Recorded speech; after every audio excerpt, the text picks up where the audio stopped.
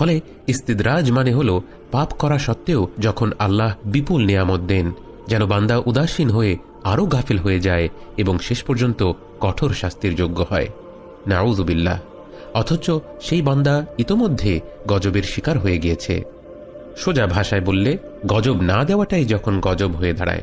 কারণ পবিত্র কোরআনে আল্লাহ তাআলা বলেন, وَإِذَا مَسَّ الْإِنسَانَ الضُّرُّ دَعَانَا لِجَنبِهِ أَوْ قَاعِدًا أَوْ قَائِمًا فَلَمَّا كَشَفْنَا عَنْهُ ضُرَّهُ مَرَّ كَأَن لَّمْ يَدْعُونَا إِلَى ضُرٍّ مَّسَّهُ كَذَلِكَ زُيِّنَ لِلْمُسْرِفِينَ مَا كَانُوا يَعْمَلُونَ।